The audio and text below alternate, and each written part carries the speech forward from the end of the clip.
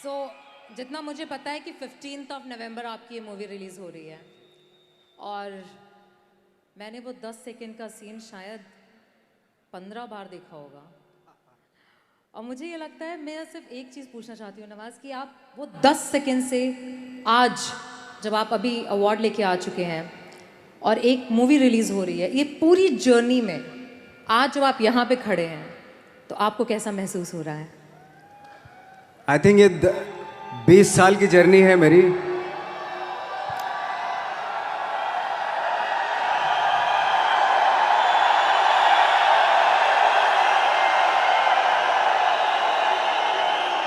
ऐसे जब 20 साल पहले मैं खड़ा हुआ था ऐसे किसी ऑफिस में जाके, तो मुझसे पूछा गया था कि क्या है, किसी डायरेक्टर के असिस्टेंट ने पूछा था क्या है, मैंने कहा एक्टर हैं।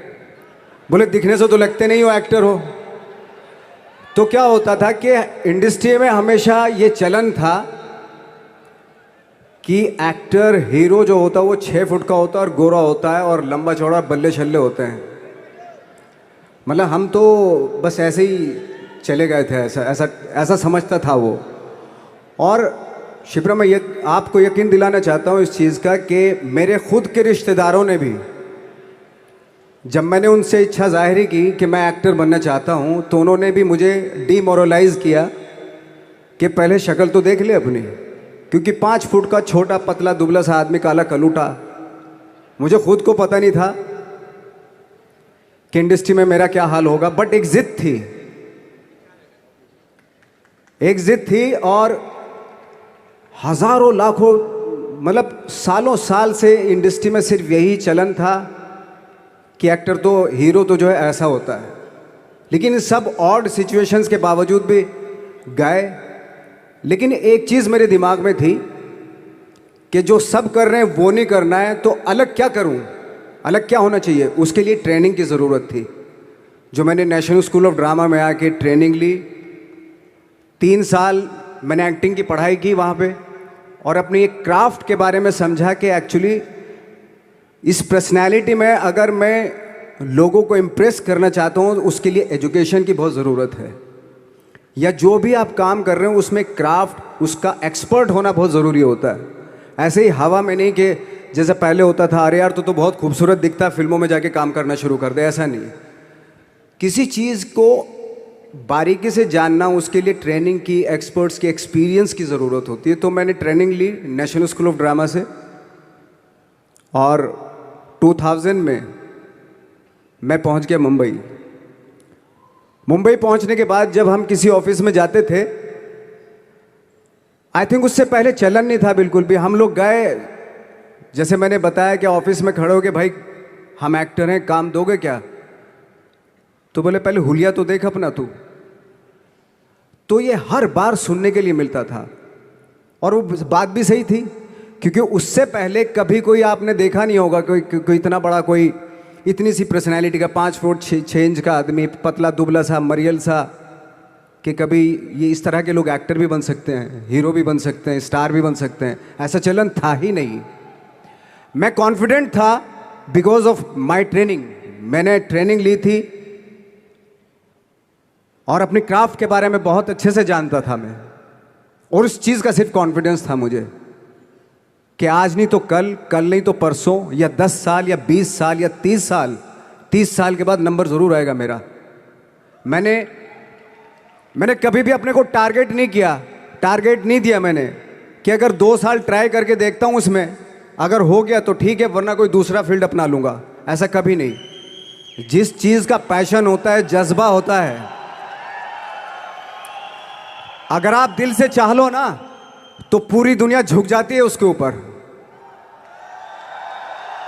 उसको पूरा करने के लिए पूरी कायनात एक हो जाती है कि इस आदमी की जिद के लिए, इस आदमी की जिद के आगे झुकना पड़ेगा, और पूरी दुनिया झुकती है आपकी जिद के आगे। लेकिन आपको जिद्दी होना पड़ता है, आपको बहुत सारे सेक्रीफाइस भी करने पड़ते हैं, क्योंकि ये आपने चाहा है। परीक्षा देनी पड़ती है आपको, जितना बड़ा इम्तहान होगा उतनी बड़ी परीक्षा भी देनी पड़ेगी। आसान काम नहीं है। छोटे छोटे टारगेट बनाएंगे तो छोटों में निपटारा हो जाएगा। हमेशा अपने आप को टारगेट बढ़ा दो, तो उसके लिए हमेशा अपने आप को अनकंफर्ट जोन में डालो कि जो इम्पॉसिबल है उसको पॉसिबल करने की शिद्दत, पैशन आपके अंदर होना चाहिए, वो हो जाता है।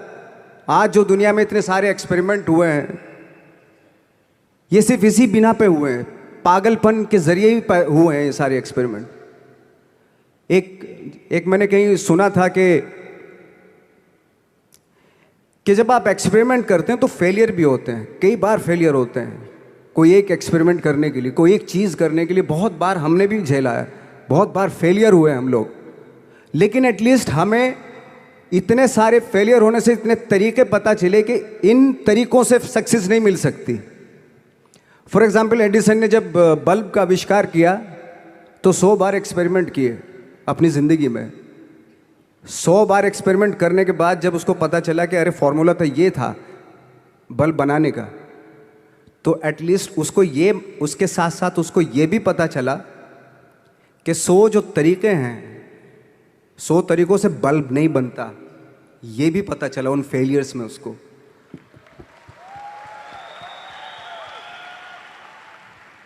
जब हम लोग मुंबई आए तो हमें मालूम था हमारे पास पर्सनैलिटी नहीं है, हमारे पास बैक नहीं है, या हमारे फादर, दादा, परदादा तो फिल्म इंडस्ट्री में है नहीं, हम ही हैं, तो हमें क्या करना चाहिए।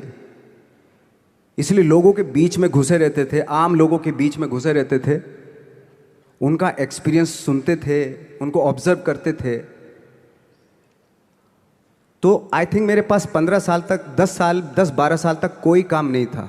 जैसे आपने बताया कि बहुत ही 10-10 सेकंड के रोल करके घर में आके बैठ जाता, पूरे साल खाली बैठे रहते थे हम लोग।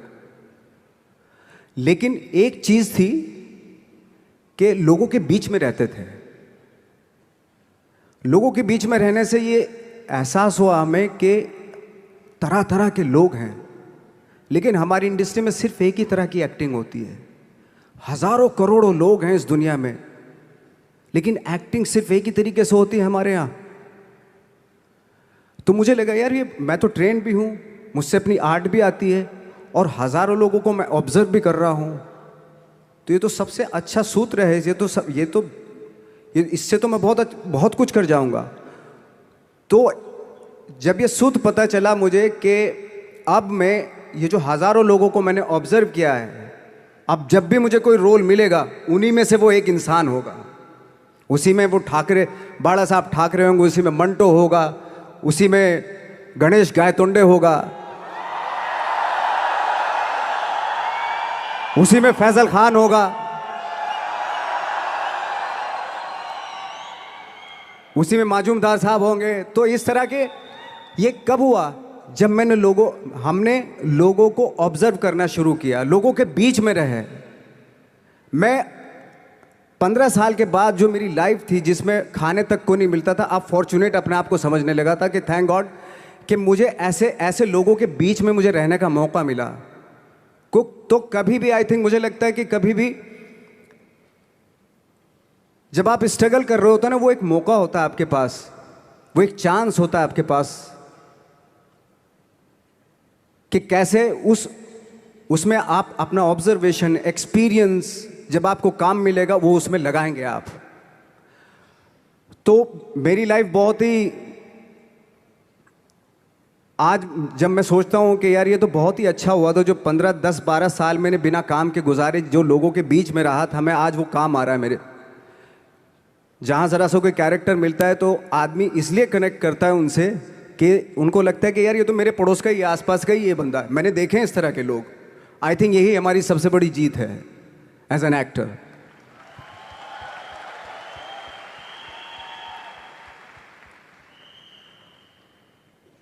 ऑफ कोर्स स्ट्रगल में बहुत सारी चीज़ें सेक्रीफाइस करनी पड़ती हैं, क्योंकि खुजली आपको हुई है, आप ही को मिटानी पड़ेगी। यू नो,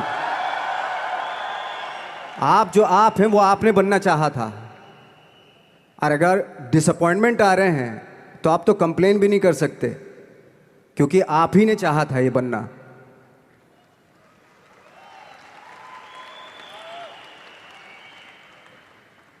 तो बस यही था कि 10-12 साल तक मैंने सोचा था, 10-12 साल जब स्ट्रगल हो गए तो मेरे बहुत ज़्यादा वो भी हुआ कि यार छोड़ के चले जाते हैं, कुछ काम मिल नहीं रहा है, क्या हो रहा है, कुछ पता नहीं, आई डोंट नो मिल पाएगा या नहीं मिल पाएगा। फिर ये होता था कि नहीं, मेरी मदर जो है ना एक लेटर लिखती थी मुझे हमेशा। तब मोबाइल वोबाइल नहीं आए थे, पेजर आए थे, तो पेजर यहाँ पे लगा के चलते थे हम लोग। जब उनको मालूम हो जाता था कि भाई बंदा जो है ना थोड़ा सा फ्रस्ट्रेशन में है, डिप्रेशन में है क्योंकि काम नहीं मिल रहा, तो मेरी माँ मुझे एक लेटर लिखती थी। उस पर लिखती थी कि लिखने के बाद एक लास्ट में लिखती थी कि 12 साल में कचरे के दिन भी बदलते हैं, तू तो इंसान है, तेरा दिन भी बदलेगा। तो उन सब चीज़ों को देख के कोई एक शेर, कोई एक कोटेशन, कोई इस तरह की जो मोटिवेट करती है जो लाइंस आपको, उनका रहना, उन पे बिलीव करना बहुत ज़रूरी होता है, क्योंकि वही चीज़ आपको मोटिवेट करती हैं आगे बढ़ाने के लिए। और जब ख़राब वक्त होता है आपको, वो लाइंस, वो पोएम्स, वो सारी चीज़ें आपको संबल देती हैं, मजबूती देती हैं, ताकत देती हैं। और मैं जिस गांव से आया था, डिस्ट्रिक्ट मुजफ्फरनगर के एक छोटा सा गांव था बुढ़ाना। जब हमने शुरुआत की थी वहाँ पे, जब मैं था वहाँ पे लाइट भी नहीं थी। 1 घंटे के लिए रात में कभी आ गई, या 1 महीने के बाद हल्का सा मुंह दिखा के चली गई। इस तरह की लाइट इस तरह होती थी। वही लैंप में पढ़ना स्टार्ट किया, लैंप। तो छोटे से गांव से आने के बावजूद फिर दिल्ली मतलब छोटा सा, उससे बड़ा शहर भी हमें ऐसा लगता था पता नहीं क्या है, मतलब डर लगता था। मैं जब मुंबई में आया था तो मैं 15 दिन तो घर से बाहर ही नहीं निकला था, क्योंकि इतनी स्पीड देख रहा था मैं कि इतनी स्पीड में तो हम चल ही नहीं पाएंगे, इस शहर के साथ शायद हम कनेक्ट नहीं कर पाएंगे बिल्कुल भी। तो इस तरह के डर थे। लेकिन ऐसी जगह पे आ गए थे कि अब जाना भी मुश्किल था। तो मतलब वापस नहीं जा सकते थे। वापस इसलिए नहीं जा सकते थे कि बहुत सारे डर थे। वापस अगर चले गए तो थिएटर के जो मेरे दोस्त थे वो बोलते, क्यों भाई वापस आ गए तुम भी, जैसे बहुत सारे लोग वापस आ रहे तो तुम भी वापस आ गए, चलो लग जाओ, ठीक है। गांव में इसलिए नहीं जाता था अपने कि जो पहले ही बोलते थे वो लोग कि शक्ल तो देख ले, फिर हार के उनके सामने चला गया तो क्या बोलेंगे वो तो वही बोलेंगे कि हमने तो पहले मना किया था कि मत जाओ, क्या सूरज शक्ल थोड़ा ही थी तुम्हारी स्टार बनने की, एक्टर बनने की।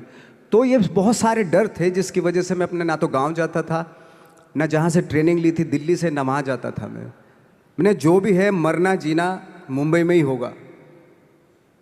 रही बात सक्सेस की, सक्सेस अगर 30 साल बाद भी मिलेगी उसके लिए भी मतलब तैयार रहना चाहिए। सक्सेस की कोई डेट नहीं होती, कोई तारीख नहीं होती, कोई टारगेट नहीं होता कि इतने ही दिनों में मिल जाएगी। इंसान का काम होता है, आई थिंक मुझे लगता है कि मेरे हिसाब से मुझे लगता है कि लाइफ ना हमेशा अपने आप को लाइफ में पुश करते रहो, और पैशन के साथ जिस भी आप काम में हो, जो भी आप काम कर रहे हैं उसमें पैशन के साथ लगे रहना बहुत ज़रूरी होता है। क्योंकि पैशन से क्या होता है, जिस भी आप फील्ड में होते हैं उसकी डिटेलिंग्स मिलनी शुरू होती है।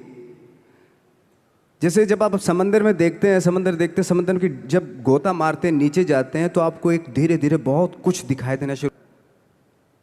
ऐसी आपका भी फील्ड है, कोई भी हर फील्ड ऐसा ही होता है, उसमें असीम संभावनाएं होती हैं, इतनी पॉसिबिलिटीज होती हैं कि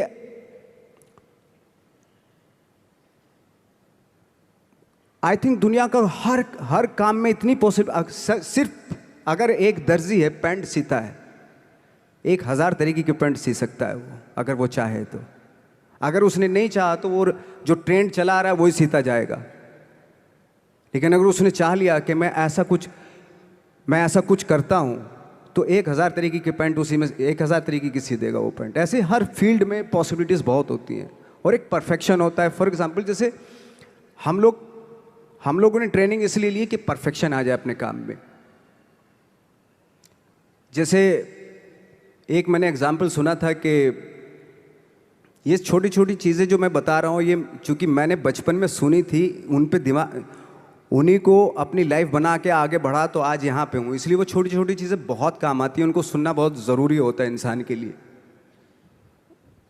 बताते हैं कि एक बहुत बड़े पता नहीं ये सच है झूठ है मुझे नहीं इतना ज़्यादा नहीं मालूम, बट कोई बहुत बड़े इंसान हुए लेकिन वो पहले मौची थे, जूता सीते थे। लेकिन जूता जहाँ से सीते थे ना वहाँ से कभी फटता नहीं था। वो भले दूसरी जगह से फट जाए लेकिन वहाँ से नहीं फटता था, क्योंकि उसका पैशन था जूता सीना। काम भले ही वो है वो, लेकिन उस काम में भी उनका पैशन है। तो इसी वजह से वो इतने पॉपुलर होते चले गए कि यार जूता फट गया लेकिन सिलवाना वहीं जाके है, क्योंकि वहाँ अगर उन्होंने सी दिया वहाँ पे ज़िंदगी भर वहाँ से जूता नहीं फटेगा। तो छोटी छोटी चीज़ों में ये जो परफेक्शन, पैशन, ये सारी चीज़ें होती हैं जो आपका आगे बढ़ाती हैं, बहुत आगे ले जाती हैं। लेकिन उसके वही है, कुछ चीज़ों का होना वाकई बहुत ज़रूरी होता है। फिर एक्सपीरियंस आपका, आपकी नॉलेज। जैसे मेरा मानना है कि मैं आई एम सॉरी टू से, बट मेरा खुद का मानना है कि मैं लक पे बिलीव नहीं करता हूँ। मेरे सामने आज तक मेरे सामने लकीली कोई चीज़ नहीं हुई कि मैं लकीली यहाँ तक पहुँच गया। आज जो आप प्रोमो देख रहे थे, जो क्लिपिंग्स देख रहे थे मेरी, मैं लकीली नहीं पहुँचा हूँ यहाँ पे। मैंने उसके लिए मेहनत की है, मैंने उसके लिए नॉलेज इकट्ठी की है, मैंने उसके लिए ट्रेनिंग ली है। अगर लक पे डिपेंड करता ना मैं, तो अपने एक रूम में रहता, देखते हैं यार लक जब होगा तो हो जाएगा, ऐसे थोड़े ना होता है।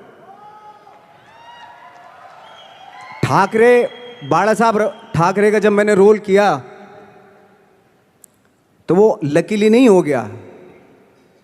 उसके लिए 1 महीना में पहले हारमोनियम पे बैठा मैं कि बाला साहब कहाँ से बोलते हैं, उनका सुर क्या है, उनका टेक्सचर क्या है, उनकी वॉइस का, उनकी वॉक कैसे है, वो चलते कैसे हैं, उनका वेट किस चीज़ पर ज़्यादा डिपेंड करता है।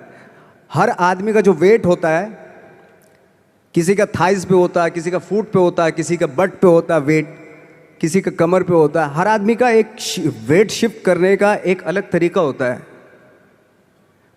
तो हम लोग इतनी डिटेल में जाते थे कि बाड़ा साहब किन चीज़ों पे वेट कर रख के चलते हैं, ऐसे चलते हैं, कोई या तो ऐसे चलते हैं या ऐसे चलते हैं, इस तरह की बहुत सारी डिटेल होती हैं। जब आप जाते हैं तो बहुत सारी चीज़ें पता चलते हैं। मेरे सामने इतने चैलेंज थे जब मैं बाड़ा साहब का रोल कर रहा था, तो वो मिमिक्री भी नहीं होनी चाहिए, कॉपी भी ना हो। जैसे अमूमन अक्सर होता है जब हमारे यहाँ बायोग्राफी की जाती है तो हम कॉपी कर देते हैं उसकी। कॉपी करना मतलब अगर हम किसी की कॉपी कर रहे हैं या मिमिक्री कर रहे हैं तो वो वीकनेस समझी जाती है कि आप वीक एक्टर हो। और ये बात मुझे बहुत पहले समझ में आ गई थी जब मैं ट्रेनिंग ले रहा था। मैं ट्रेनिंग के फ़ायदे बता रहा हूँ आपको। जब मैं ट्रेनिंग ले रहा था ये हमें तभी समझ में आ गया था।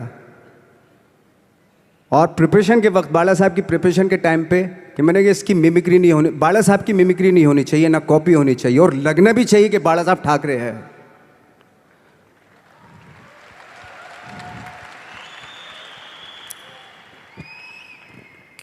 क्योंकि चैलेंज ये था कि हज़ारों लाखों वीडियोस हैं बाला साहब ठाकरे के, हर आदमी ने देखे हुए हैं, सब ने देखे कि बाला साहब कैसे बोलते हैं, कैसे हाथ को ऐसे ले जाते हैं।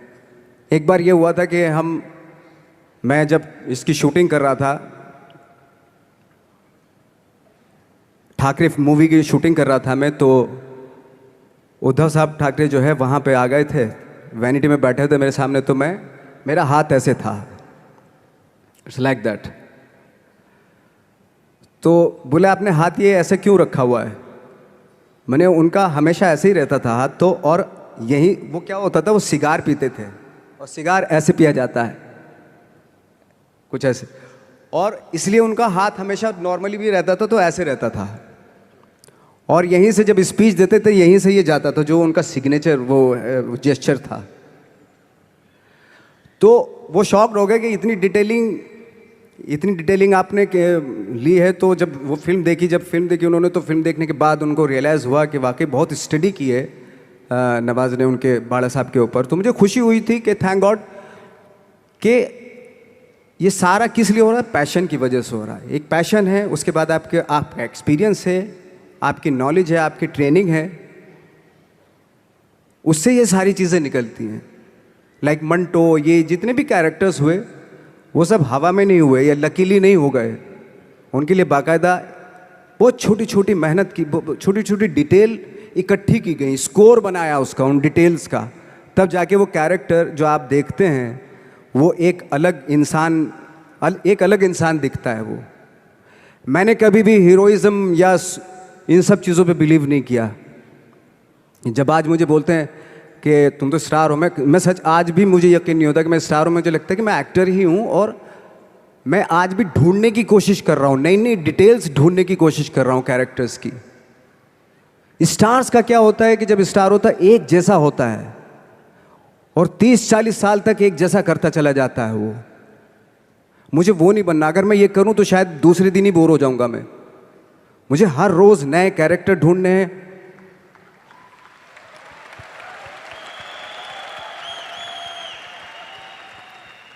लोगों के बीच में रहना है, क्योंकि लोगों ये बीच में रहने से बहुत सारी चीजें मिलती हैं। मैंने एक रोल किया था लंच बॉक्स में, पता नहीं कितने लोगों ने देखी वो फिल्म, मुझे नहीं मालूम।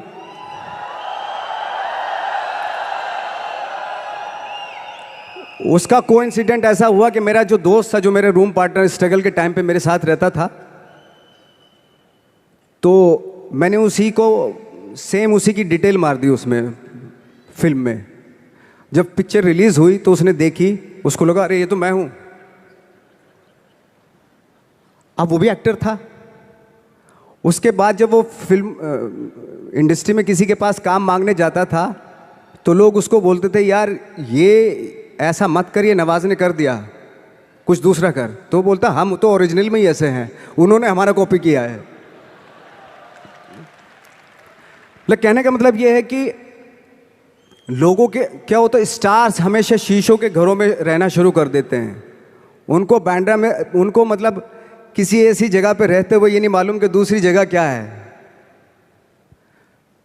अगर आप चाहते हैं रोज हर फिल्म में एक नई पर्सनैलिटी क्रिएट करें तो लोगों के बीच में रहना पड़ेगा आपको। भले थोड़ी परेशानियां होती हैं बट रहना पड़ेगा उनके बीच में। मेरा तो ऐसा मानना है।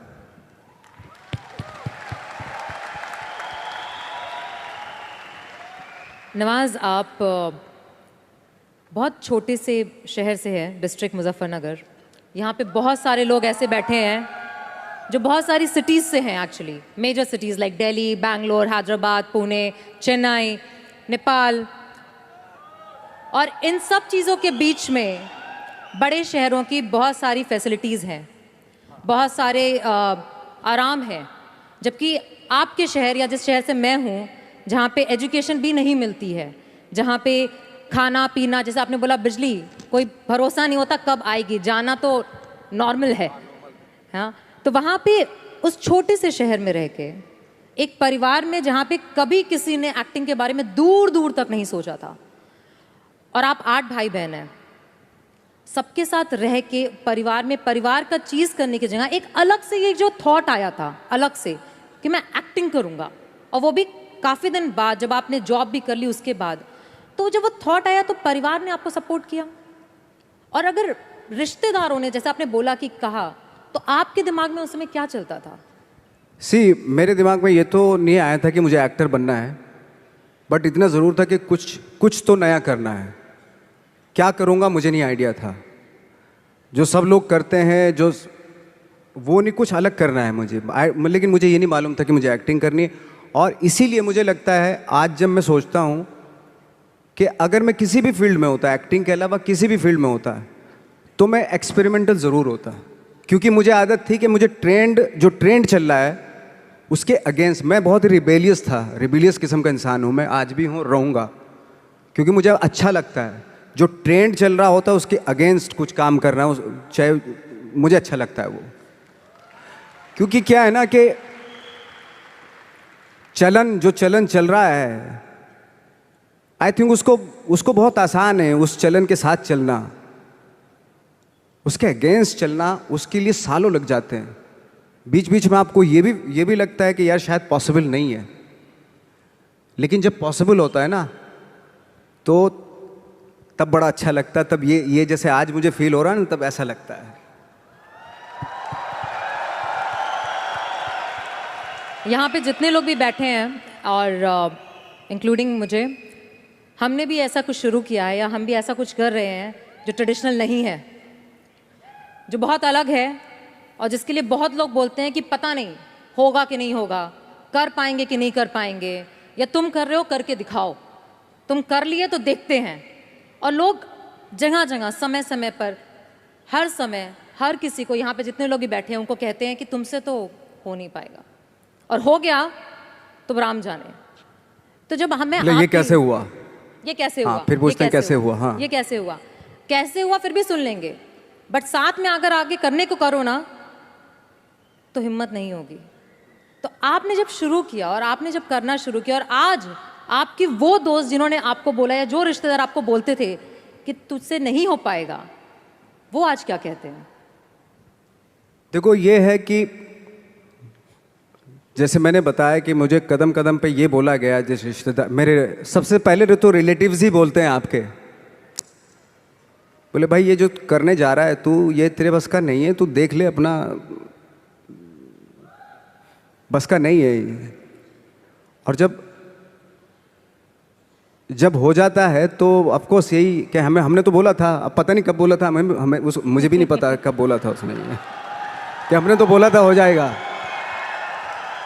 एक किस्सा मुझे याद है कि जब मेरा एक मैगज़ीन आती है जीक्यू की मैगज़ीन पे जब मेरा 2012 में मेरा छपा, तो मुझे एक बहुत बड़ी मॉडल थी मुंबई की, तो उन्होंने बुलाए, दोस्त थी, काफ़ी सालों के बाद 3-4 साल के बाद मिलना हो रहा था।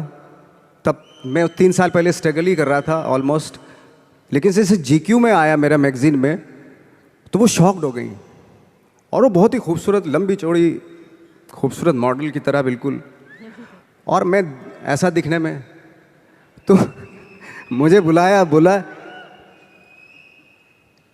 तुम जीक्यू के पेज पे आए हो? मैंने हाँ। तुम कैसे जीक्यू के पेज पे आ गए?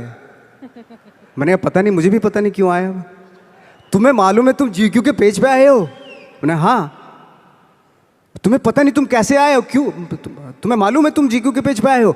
शी वॉज लाइक, मतलब उसने बहुत अपनी ज़िंदगी में बहुत साल दिए इंडस्ट्री को, लेकिन कभी इस तरह का कुछ हुआ नहीं कि जीक्यू के पेज पे आ गए इस तरह के। हालांकि मैं ज़्यादा कुछ इस चीज़ पे बिलीव नहीं करता, बट उसके लिए बहुत इंपॉर्टेंट था कि जीक्यू के पेज पे तुम कैसे गए। मतलब उसका कहने का मतलब यार तू दिखने में 5 फुट 6 इंच का आदमी, ना तेरा शक्ल ना सूरत ना कुछ, तू कैसे आ सकता है जीक्यू के पेज पे?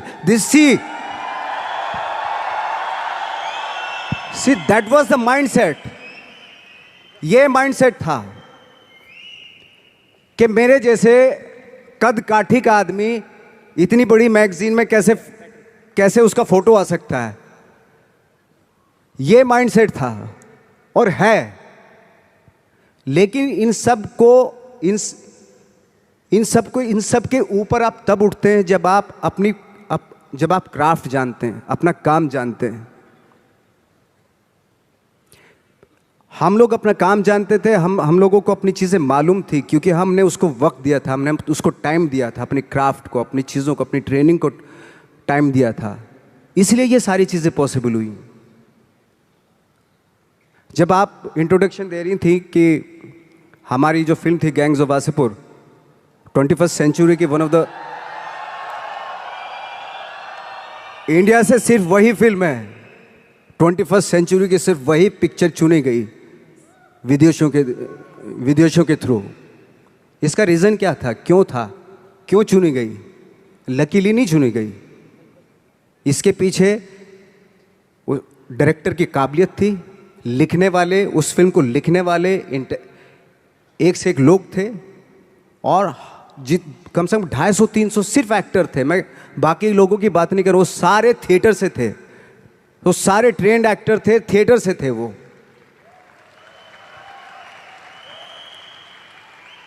आज जब हम लोग फिल्में लेके जाते हैं इंटरनेशनल फिल्म फेस्टिवल्स में, वो चलती हैं, उनको अप्रिशिएट किया जाता है,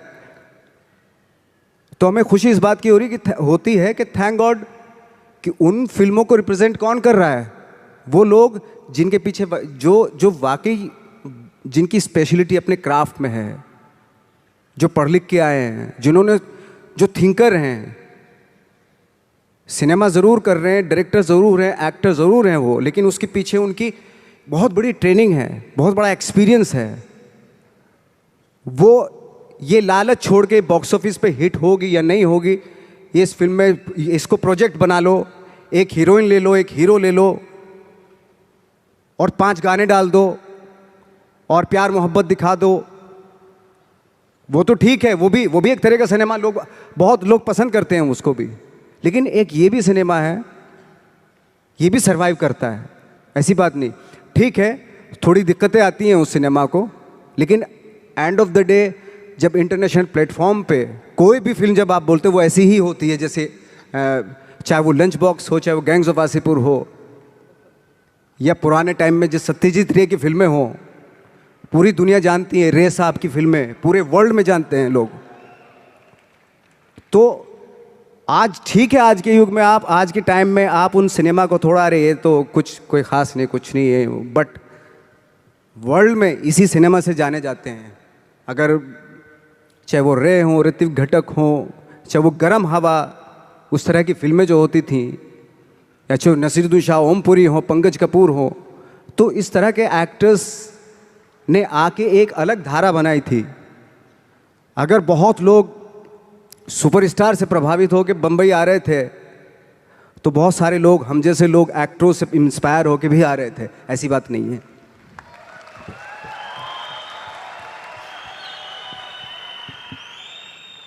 नवाज, यहाँ पे जितने भी लोग बैठे हैं